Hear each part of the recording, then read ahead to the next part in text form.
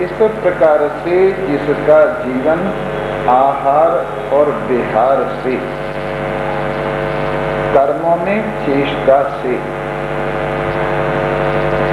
और सोने जागने की प्रक्रिया से ठीक ठीक एक संयम में आ गया है, एक सीधी लाइन में आ गया है, एक स्वाभाविक टिकाव में आ गया है, ऐसे व्यक्ति को ही दुख का अपहरण करने वाला योग प्राप्त होता है। जब तक आपका तन, जब तक आपका मन दोनों ठीक ठीक एक लाइन में, संयम में, सामान्य भाव में नहीं आते, तब तक आपको योग की प्राप्ति असंभव है। इसलिए आहार, विहार और कर्मों में चेष्टा और जागना सोना, यदि ये आप मपातुला रखेंगे, ठीक ठीक रखेंगे जितनी शरीर की आवश्यकता है, तो इससे आपका तन भी ठीक रहेगा और मन भी ठीक रहेगा, और तन मन के ठीक रहने से आप भगवान में अपने आप को जोड़ भी सकेंगे। और अगर आपका तन ही ठीक नहीं और मन भी ठीक नहीं, तो फिर भगवान में आपका मन जुड़ेगा नहीं। इसलिए भगवान में मन जोड़ने के लिए ये जो भगवान ने बीच का रास्ता बताया है कि न ज्यादा खाए, न बिल्कुल आहार का परित्याग कर दे, और बिल्कुल ही आलसी बनकर पड़ जाए या बिल्कुल रात दिन लगा ही रहे, ये दोनों प्रक्रियाएं परित्याग करके या सोता ही रहे या जागता ही रहे, ये दोनों प्रक्रियाएं परित्याग करके समझदार व्यक्ति को बीच में रहना चाहिए, अपने भाव को लाना चाहिए, और इससे उसको आगे योग की प्राप्ति होती है। अब आगे आइए, किस प्रकार से इस मन का संयम होकर आप अपने लक्ष्य को प्राप्त कर सकते हैं। यदा विनियतम चित्तम आत्मन्येवावतिष्ठते, जब सब ओर से संयम किया हुआ चित्त, जब इधर उधर से एकत्रित किया हुआ चित्त आत्मा में टिक जाता है, और इसके लिए एक प्रक्रिया हम रोजाना बताते हैं, आत्मा यदि श्रोतव्यो मंतव्यो निधिध्यासितव्यश्च। जैसा महर्षि याज्ञवल्क्य ने अपनी धर्म पत्नी को इस मन का आत्मा में टिकाव होने का उपाय बताया है कि आत्मा का श्रवण करो, आत्मा का मनन करो और आत्मा का निधिध्यासन करो। यही एक उपाय है जिससे मन परमात्मा में लगता है, परमात्मा में टिकता है। इस प्रकार जब सब ओर से मन इकट्ठा करके परमात्मा में लगाया जाता है, और परमात्मा का माने आत्मा का श्रवण, मनन और निधिध्यासन का उपाय निरंतर किया जाता है, तो ये मन आत्मा में, परमात्मा में टिक जाता है। कब समझें कि हमारा मन परमात्मा में टिक गया? जब समस्त आकांक्षाएं, स्पृहाएं मन से दूर भाग जाए, मन इतना शुद्ध हो जाए परमात्मा में लगकर कि उसके अंदर कोई आकांक्षा न रह जाए और कोई कामना न रह जाए। इस प्रकार से एक मैला बर्तन है, और उस मैले बर्तन को अच्छी तरह से रगड़कर आप पानी की धारा में डालें, और पानी की धारा से उसका सारा मल दूर हो जाता है। जब किसी बर्तन का पानी की धारा से मल दूर हो जाता है, तो आपको पता लग जाता है कि अब बर्तन निर्मल हो गया। उसी तरह से निरंतर परमात्मा चिंतन, परमात्मा धरा। वैसे तो परमात्मा एक रस है, उनमें कोई बहाव नहीं है, सदा टिकाव है, लेकिन मन की वृत्ति के माध्यम से उनमें एक बहाव की स्थिति आती है। माने वृत्ति निरंतर बहती है तो वृत्ति के आश्रित चेतन भी बहता है, यानी आत्माकार वृत्ति होती है। और आत्माकार वृत्ति के प्रवाह में जब इस मन को डाला जाता है तो इस मन का मैल साफ होता जाता है। और मन का मैल अंदर के संस्कार और बाहर का संसार, ये दोनों प्रकार का मैल सदा सदा के लिए दूर हो जाता है। अंदर के संस्कार अनेक जन्मों से हमारे मन के अंदर डेरा लगाए बैठे हैं और संसार आज हमारे सामने विराजमान है। और दोनों का संबंध कुछ इस तरह से है कि संसार से संस्कार बनते रहते हैं और संस्कारों से संसार की ओर प्रवृत्ति बनी रहती है। तो संस्कार मन को बाहर ले जाते हैं और संसार संस्कारों को जन्म देकर अंदर आता रहता है। और इस प्रकार से संसार और संस्कार का चक्र बना रहता है। लेकिन जब इस मन को परमात्मा में लगाया जाता है और निरंतर परमात्माकार वृत्ति को प्रदान की जाती हो तो अंदर से संस्कारों का मैल धुलना शुरू हो जाता है और बाहर से संसार का संबंध कम होकर संसार का मैल भी धुलना शुरू हो जाता है। और जब बाहर से संसार का मैल धुलने लगे और अंदर से संस्कारों का मैल धुलने लगे तो मन के अंदर से भी चैन हो जाता है और बाहर से भी चैन मिल जाता है। जब अकेले में आप बैठे हुए हो और उस वक्त आपका मन आपको गड़बड़ न करे, उस वक्त आपका मन शांत रहे, उस वक्त आपका मन स्वाभाविक प्रसन्न रहे, उस वक्त आपके मन का प्रवाह संसार की ओर न हो, तो समझिए आप संस्कारों से मुक्त होते हुए चले जा रहे हैं। और जिस वक्त बाहर के इस संसार के साथ संपर्क हो और संपर्क करते हुए भी संसर्ग विशेष न हो और असंगता बनी रहे, काम चलाऊ सा साथ रहे, जिस प्रकार से वायु है सुगंधी में से भी निकलती है, दुर्गंधी में से भी निकलती है।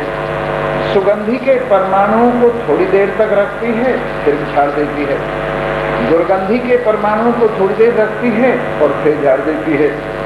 उसी तरह से संसार का साथ मन की हवा के साथ थोड़ी देर लगा भी रह जाए तो बहुत जल्दी ही उसको झाड़ देना चाहिए। पहले तो यह है कि साथ करते हुए भी साथ न हो, और बाई चांस यदि साथ हो जाए तो अपने आप विचार की जो प्रवृत्ति है, विचार की जो धारा है, आत्माकार विचार की, उससे धूल झड़ती रहनी चाहिए। और इस प्रकार से संसार में असंगता बनी रहे और एकांत में स्वाभाविक प्रसन्नता बनी रहे तो यूँ समझिए आपने संस्कारों को भी जीत लिया और संसार को भी जीत लिया। अकेले में आपको बेचैनी न हो, संसार के साथ आपको लगाव न हो, ये दोनों स्थितियां आत्मा में निरंतर मन के प्रवाह से प्राप्त हो जाती है। निरंतर आत्मा का ध्यान, परमात्मा का ध्यान करते हुए संस्कारों को जीत लिया जाता है और आत्मा का परमात्मा का श्रवण करने से संसार को जीत लिया जाता है। संसार की चर्चा कम करो, परमात्मा की चर्चा अधिक बढ़ाओ। संसार में रुचि कम रखो, परमात्मा में रुचि अधिक बढ़ाओ। संसार का संग कम से कम करो, परमात्मा का संग अधिक से अधिक बढ़ाओ।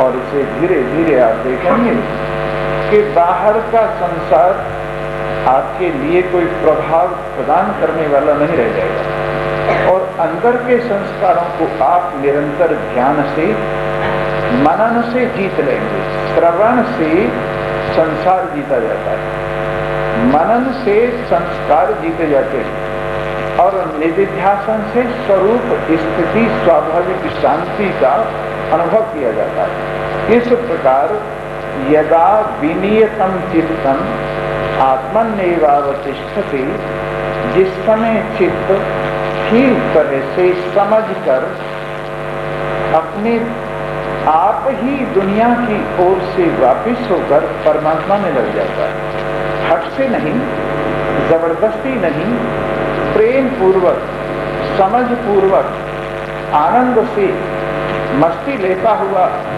आनंद में रत रहता हुआ, जिस प्रकार से किसी व्यक्ति को कहीं रुचि होती है तो वहां उसको बुलाया नहीं जाता, वो अपने आप ही पहुंच जाता है। ऐसे ही जब मन परमात्मा को समझ लेता है और परमात्मा में रुचि होती है और परमात्मा को अपना हितैषी समझता है और परमात्मा में ही टिकने में कल्याण मानता है और ये निश्चय कर लेता है कि मेरो मन अनंत कहाँ सुख पावे, मेरो मन अनंत कहाँ सुख पावे, जैसे उड़ जहाज को पंछी, जैसे उड़ जहाज को पंछी, पुन जहाज पे आवे, मेरो मन अनंत कहाँ सुख पावे, मेरो मन अनंत कहाँ सुख पावे। मेरे इस मन को और कहाँ सुख मिले, सब कुछ तो अनेक जन्मों से देखता चला रहा हूँ, शब्द स्पर्श रूप रस गंध के राज्य में इस मन को भटका कर देख लिया, अपनी परायों के साथ इसको जोड़ तोड़ कर देख लिया, लेकिन दुनिया में एक परमात्मा के अतिरिक्त एक अपनी परम हितैषी जन्म जन्मांतर के एकमात्र साथी अपने आत्मदेव के अतिरिक्त और कहीं भी इस मन को चैन शांति और टिकाव नहीं।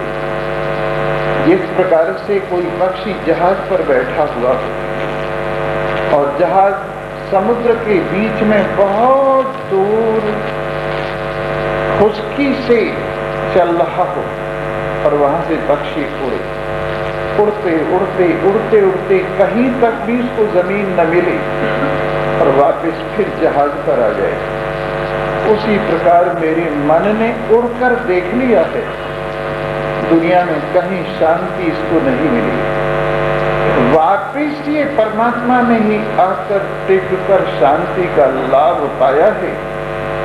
इसलिए अब मेरे मन को निश्चय हो गया है और मैं मन को बार बार याद दिलवाता हूँ, उसको स्मरण कराता हूँ कि हे मनसाराम, तुमको परमात्मा के अतिरिक्त और कहीं शांति नहीं मिलती।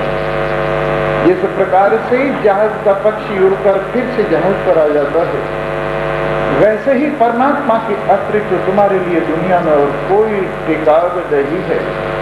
और दुनिया का सहारा देव नदी के पहुँच किनारे, सुर सरिता के पहुँच किनारे, दुर्मत कूप खनावे, मेरो मन अनंत कहाँ सुख पावे, मेरो मन अनंत कहाँ सुख पावे। कोई व्यक्ति गंगा जी के किनारे पर पहुंचकर जल पीने के लिए कुआं खोदे, उसे नासमझ ही कहा जाएगा।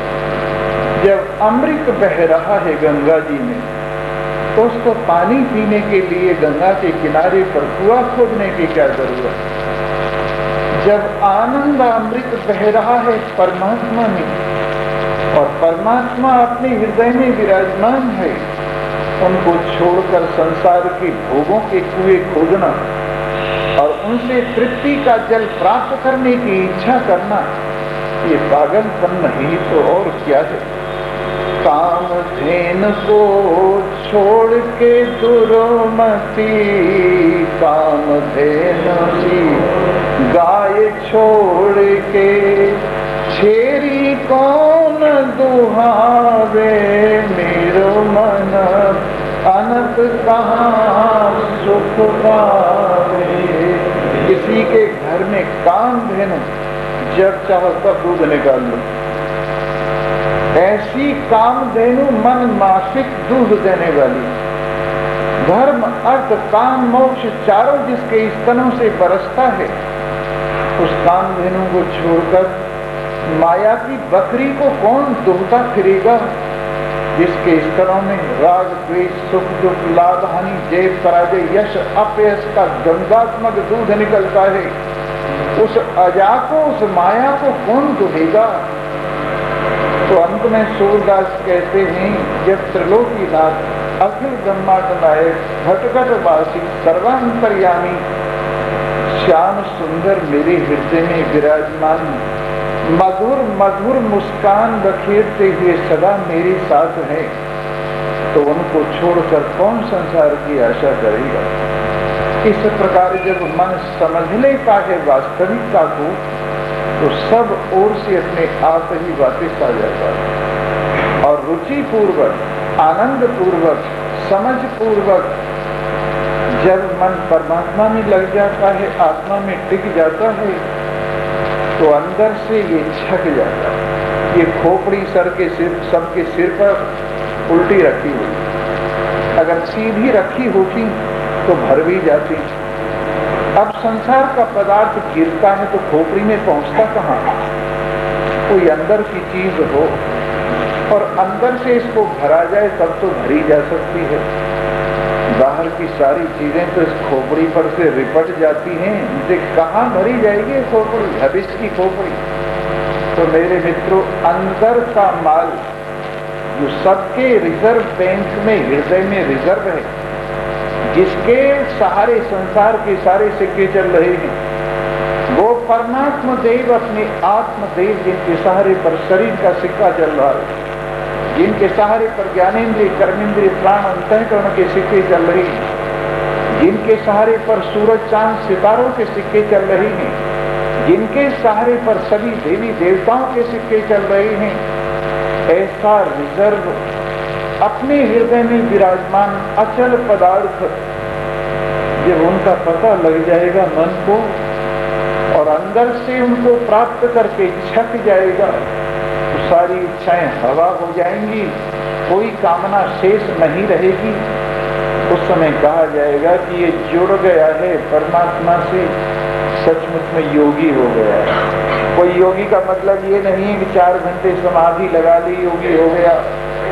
योगी का मतलब ये नहीं है कि जमीन के अंदर गढ़कर 6 महीने जमीन के अंदर पड़ा रहा योगी हो गया, या नेति धोती बजरनौली इत्यादि क्रिया कर ली और योगी हो गया।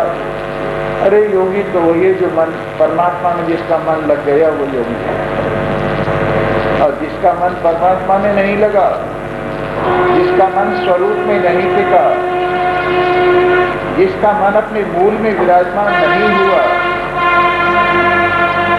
जिसका मन अपनी अचलता में विराजमान नहीं हुआ, जो सत्य से योग नहीं कर पाया वो योगी नहीं वियोगी।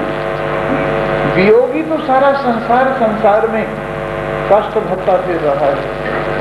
कोई योगी है जिसका मन परमात्मा में लगा, और कैसे लगा है कि ये हमारा मन लागा, कोई कुछ भी कहो, ये हमारा मन लागा, कोई कुछ भी कहो, कोई कुछ भी कहो, कोई कुछ भी कहो, ये हमारा मन लागा, कोई कुछ भी कहो।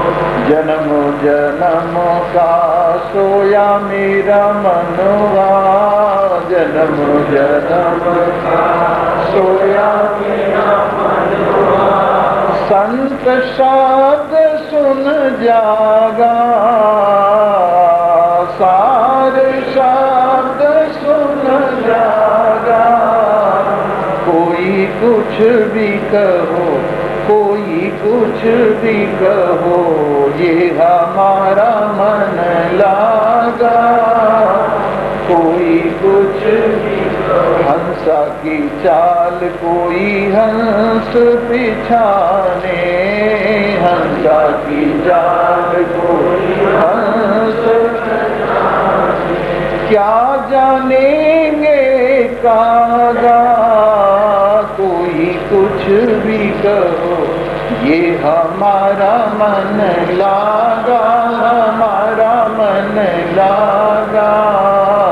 कोई कुछ भी कहो, जो हरि की गति जो हरि जाने, जो हरि की गति जो हरि जाने। क्या जाने निर्भागा, कोई कुछ भी कहो, ये हमारा मन लागा।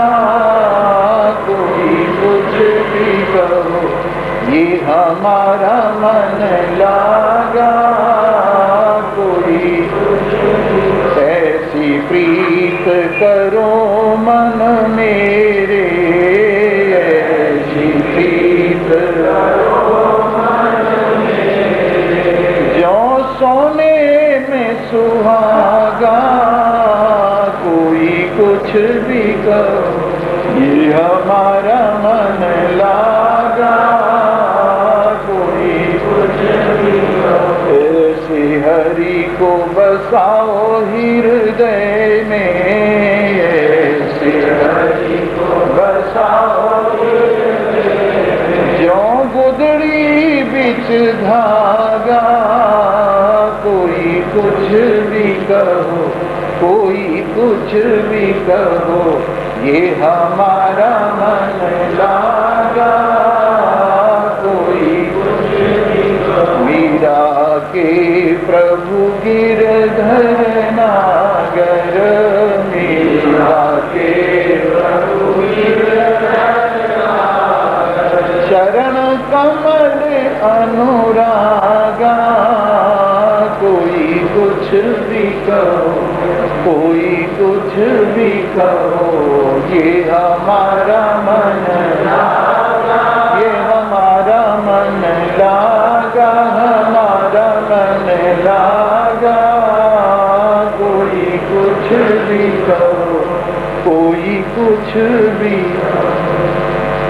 तो ऐसा आनंद किसी की गवाही की जिसमें जरूरत नहीं, किसी से प्रमाणित होने की जिसमें जरूरत नहीं, किसी की सर्टिफिकेट की जिसमें जरूरत नहीं, ऐसी स्थिति जिस समय चित्त परमात्मा में लग जाता है और परमात्मा का हुआ हुआ विराजमान होता है, पूरा रंग में रंग जाता है। तो ऐसी ही स्थिति हो जाती है। और फिर वही बात है, जो समझता है, जिसने ये देखी है बात, वही इसको जानता है। दृष्टांत देके समझाते हैं, यथा दीपो निवातस्थो नेंगति सोपमा स्मृता। जैसे दीपक निर्वात स्थान में वहाँ वायु न होती हो, ऐसी बात नहीं है। दो तरह की वायु होती है, एक सामान्य वायु होती है, एक विशेष वायु होती है। तो सामान्य वायु तो हम और आप यहाँ बैठे हैं, विराजमान है, पर जब वायु लगती है तब उसको विशेष वायु कहते हैं। और वो विशेष वायु जब लगती है तब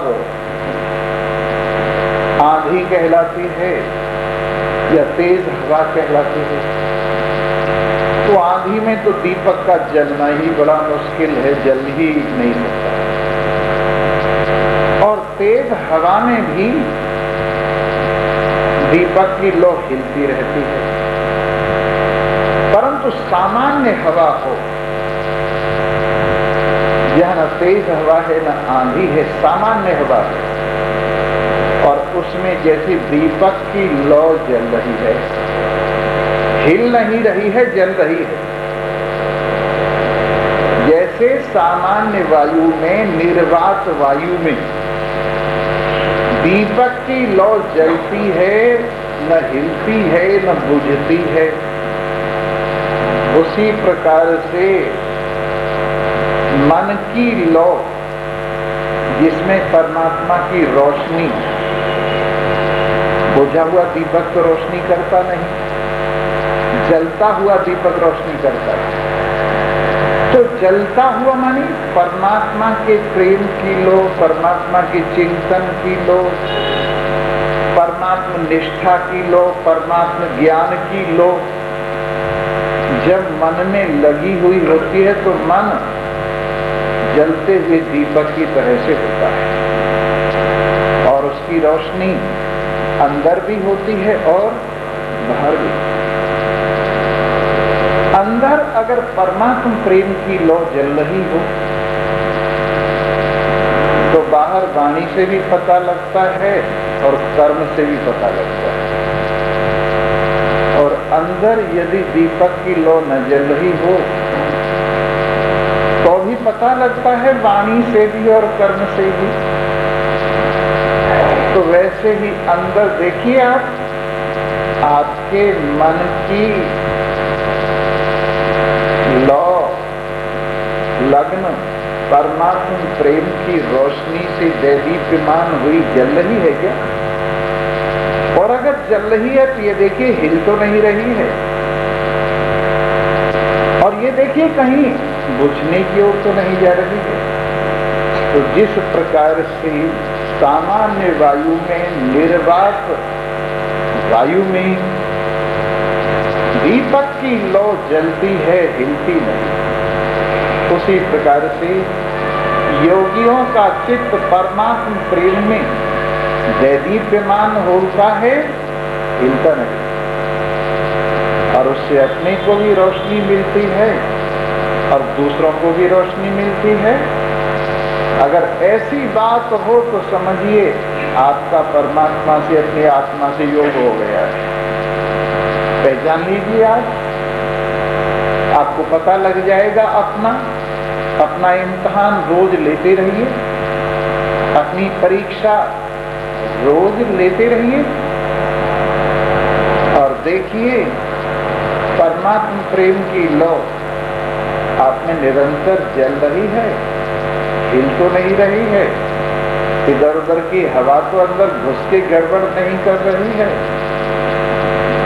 और जब ऐसा हो जाए कि निरंतर लौ ऐसी लग जाए कि लागी नहीं छूटे हो रामा, लागी नहीं छूटे, लागी नहीं छूटे हो रामा, लागी नहीं छूटे, लागी नहीं छूटे हो रामा, लागी नहीं छूटे हो रामा, लागी नहीं छूटे रामा, लागी नहीं, लागी लागी सब कहे, लागी बुरी बला, लागी वा दिन जानियो जब आर पार है जाए रामा, लागी नहीं छूटे हो रामा, लागी नहीं छूटे, लागी नहीं छूटे हो रामा, लागी नहीं। पाना जो पीली पड़ी लोग कहे पिंड रोग, छाने लांगण में किए श्याम मिलन रे जो, बाबुल वैद्य दिखाइया पकड़ दिखाई मेरी बाह, मूरख वैद्य न जानही कसक कलेजे मां, जाओ वैद्य घर आपने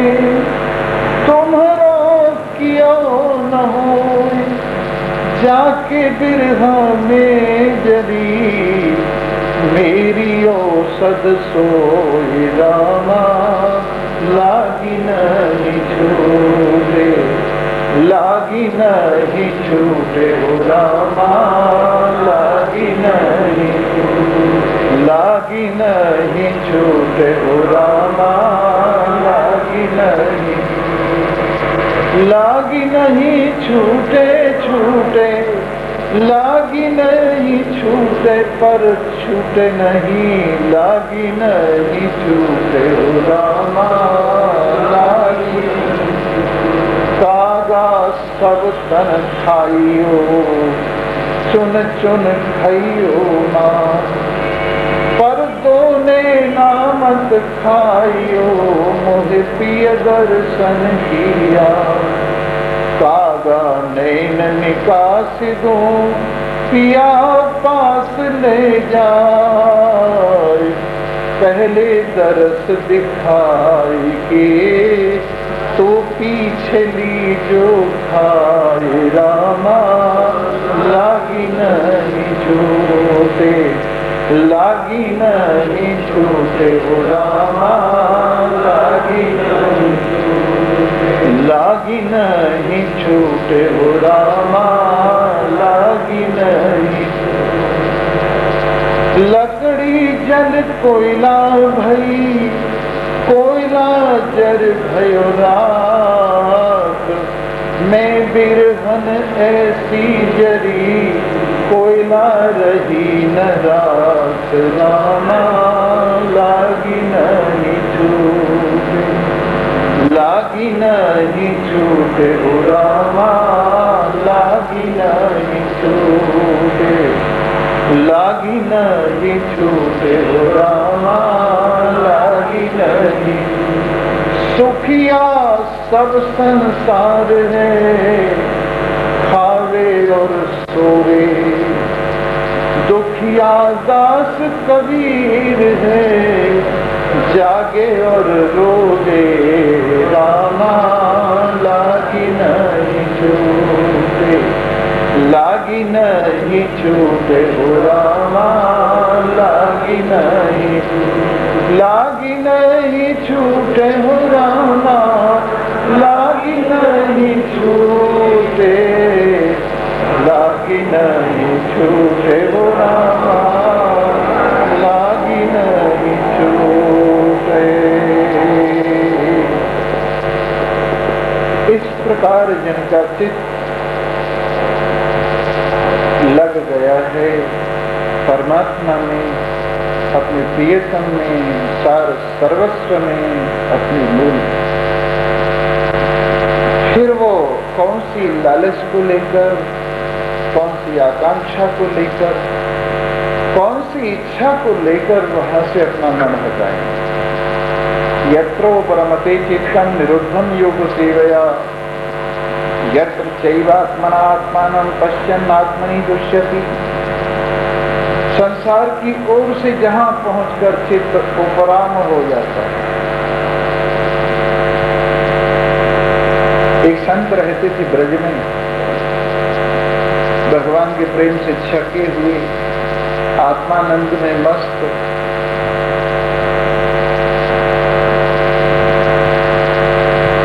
उनके बारे में एक ब्राह्मण को स्वप्न हुआ कि उनके पास में चिंतामणि है, और उनके पास चिंतामणि है, वो जिसको दे देंगे उसके सारे काम सिद्ध हो जाएंगे। भगवान शंकर ने उनको ये स्वप्न दिया। बहुत दिनों से तप कर रहे थे गरीबी दूर होने के लिए, वो महात्मा के पास गए, जाके कहने लगे प्रभु शंकर भगवान के आदेश से मैं आया हूं, मैं बहुत गरीब हूं, आपके पास चिंतामणि या पारसमणि जो कुछ भी है वो मुझे दे दीजिए, मेरी गरीबी दूर हो जाए। कहने लगे हाँ वो है, वहां गढ़ रही है, निकाल ले जा, मैं छूंगा तो मुझे हाथ धोने पड़े। उसने सोचा लगता है इनके पास कोई और बड़ी चीज है जिसको इतनी दूर गाड़ रखा है और जिसको छूकर भी हाथ धोने पड़ते हैं। लगता है कोई और मूल्यवान वस्तु है। ले आए वहां से निकाल के और कहा प्रभु यही है, कहाँ यही ले जाओ। कहने लगे प्रभु आपके पास इससे भी कोई मूल्यवान वस्तु है? बोले हाँ मेरे पास इससे भी अधिक मूल्यवान है, तो वही दे दो मेरे को। कहने लगे अच्छा इसको जमुना जी में फेंक दो।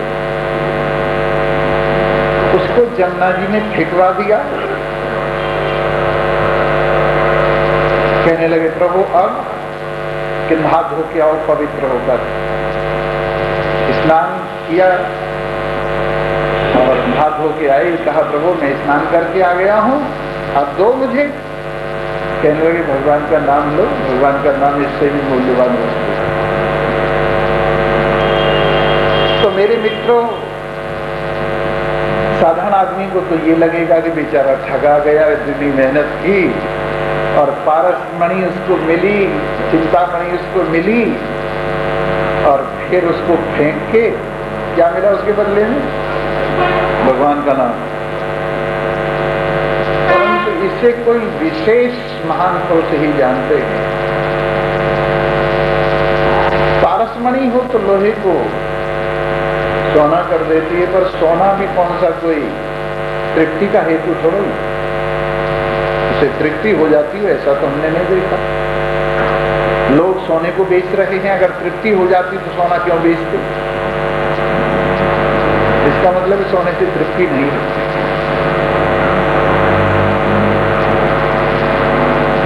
तो अगर पारस पत्थर से किसी ने सोना बना भी लिया और चिंतामणि लेकर यदि थोड़ी सी चिंताएं दूर भी हो गई तो चिंतामणि से हाथ जोड़ के कहो इसके बाद कोई चिंता नहीं होगी क्या?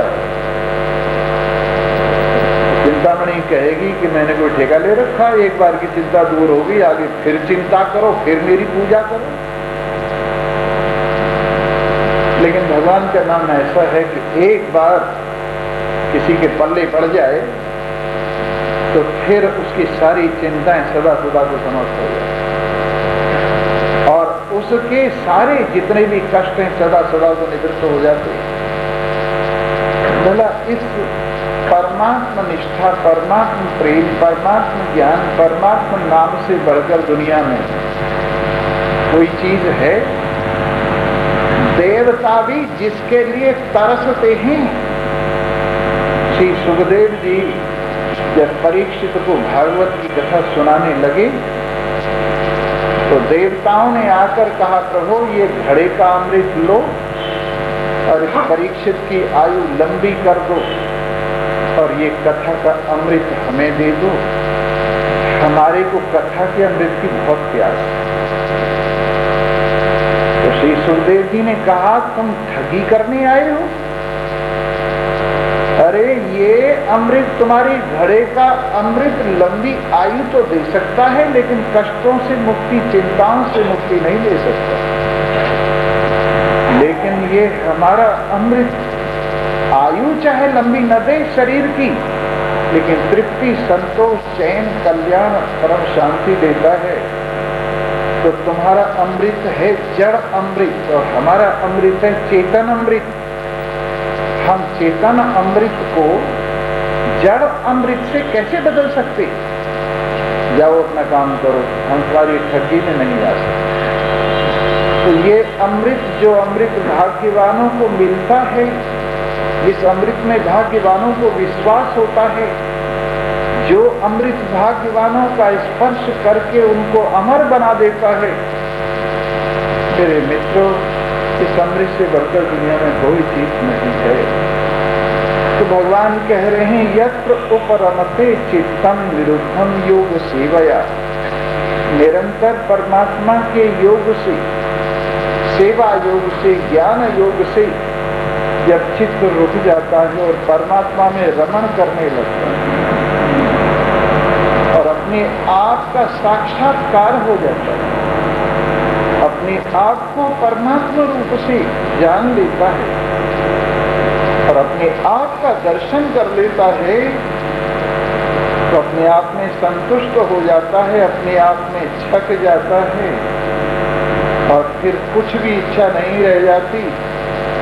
शरीर को शरीर की प्रारब्ध अपने आप पालती है, लेकिन अंदर से ज्ञानवान निश्चिंत हो जाता है, कोई चिंता नहीं रहती। और जब ऐसी स्थिति है तो मेरे मित्रों, इससे बढ़कर और क्या चाहिए। आप रोजाना प्रतिदिन दूर दूर से आकर एक प्याला रोज इस निजामृत का पान करते और ये आपको छकाए रखता है सारे दिन।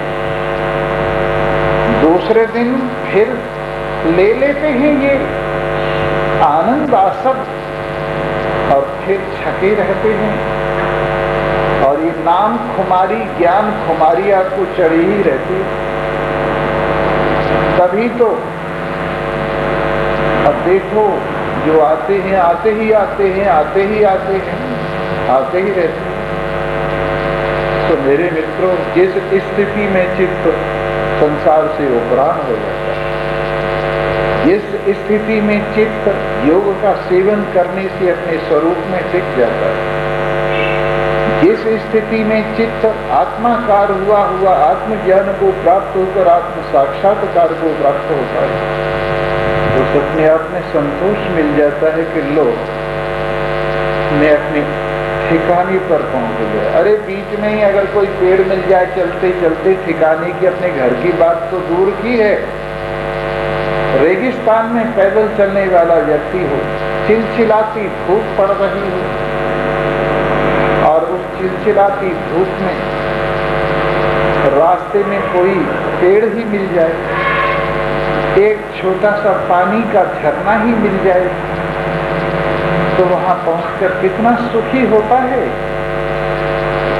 कितना आनंद से संयुक्त होता है। ठंडी ठंडी हवा खाता है, ठंडा ठंडा पानी पीता है, सारी थकान दूर होकर फिर से चलने के लिए भ्रमर करते हैं।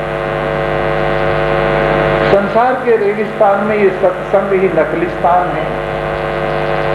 यहीं शांति के दो चार पेड़ खड़े हुए हैं, यहीं पर परमात्म चर्चा की सुसरिता बह रही है और यहीं पर यात्री को आके आराम मिलता है और यहाँ सारी थकान दूर होकर आगे के लिए फिर कमर कस लेता है कि मैं इसी जीवन में, इसी जन्म में अपना बेड़ा पार करूं। अरे मेरे मित्रों, तुम्हारा लक्ष्य इतना मात्र तो नहीं है कि एक छोटा सा घर बना गए, कहने लगे बस बच्चों के लिए मैंने घर बना दिया, मेरा लक्ष्य पूरा हो। दो चार बच्चे पैदा करके उनको पढ़ा लिखा दिया, उनको जहां तहां ठिकाने लगा दिया, उनकी शादी ब्याह कर दी और तुम ये सोचने लगी लो तो अब मैं तो गंगा जी नहा गया, मेरा काम पूरा हो गया। लेकिन अपने मन से पूछो, क्या काम पूरा हो गया? सब ठिकाने पर लग गए, लेकिन तुम्हारा ठिकाना अभी रह गया, तुम अपने ठिकाने पर नहीं पहुंचे। चलो, रास्ते के मित्र हैं, इनको ठिकाने लगाते चलो, यात्रा के साथी हैं, इनको ठिकाने लगाते चलो, लेकिन तुम्हारी मंजिल अभी दूर है।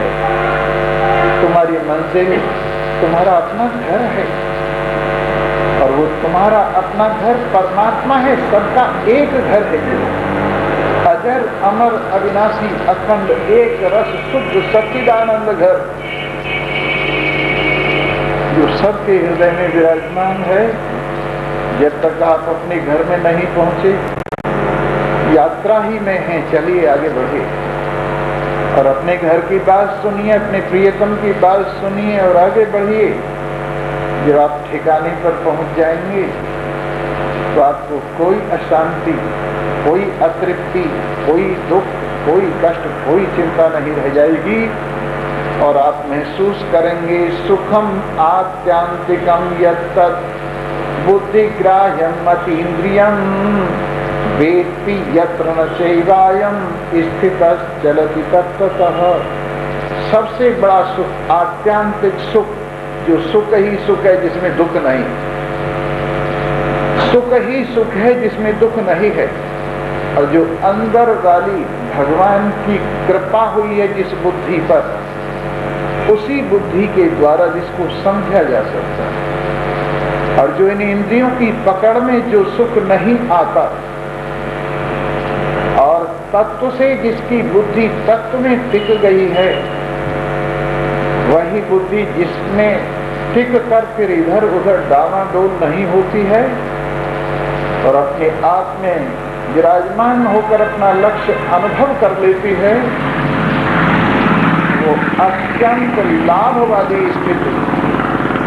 यम लब्धा चापरम लाभम मन्यते नाधिकं ततः, जिसको प्राप्त होकर जिसके अधिक और कोई लाभ नहीं माना जाता, जिसमें स्थित होकर दुख को जरा सा भी स्पर्श नहीं किया जाता और अपने स्वरूप से जरा सा भी डामाडोल नहीं हुआ जाता, वो परमात्मा देव आपका अपना स्वरूप, आपके अपने हृदय में विराजमान, आपकी अचलता में, आपके मन की शांति में अवशिष्ट शेष रहा हुआ, उसको अपने में अनुभव करो और आनंद मनाओ।